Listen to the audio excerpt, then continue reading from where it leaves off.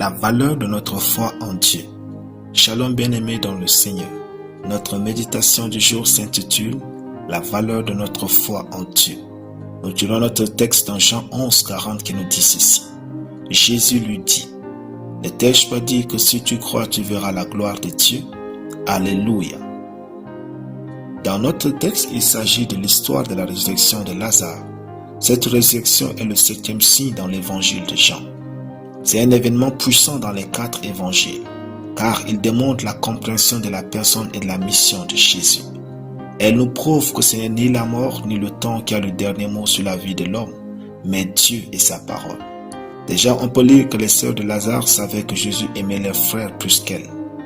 Alors rassurez-vous que Dieu aime ce que vous aimez plus que vous, car c'est la clé pour ne jamais perdre indéfiniment quelque chose ou quelqu'un de précieux. Bien-aimés, quand vous marchez avec Dieu, les choses se passent rarement comme vous avez prévu. Et c'est justement en ce moment que votre foi en lui a du sens.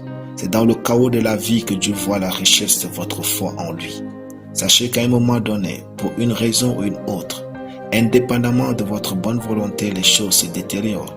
Mais ce n'est pas un problème, parce que Dieu vous laisse ainsi l'opportunité de lui manifester votre foi.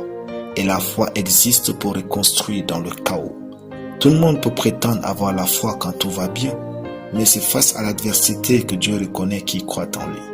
N'utilisez jamais les circonstances pour juger la valeur de votre vie. Juste parce que vous ne savez pas où vous êtes, cela ne signifie pas que vous êtes perdu. Quand tout va mal, ne vous laissez pas battre par vos émotions. Ayez foi en Dieu. Sachez que beaucoup peuvent pleurer avec vous, mais ne croient pas en votre miracle. C'est ce que les pharisiens avaient fait avec les sœurs de Lazare.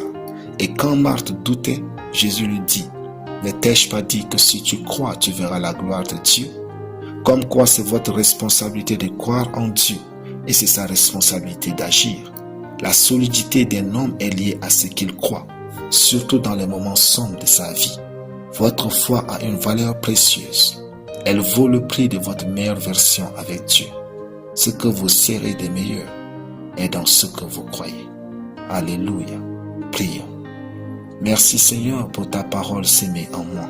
Je déclare que ma foi prouve sa valeur en toutes circonstances et me fait triompher, réussir et prospérer au nom de Jésus. Amen.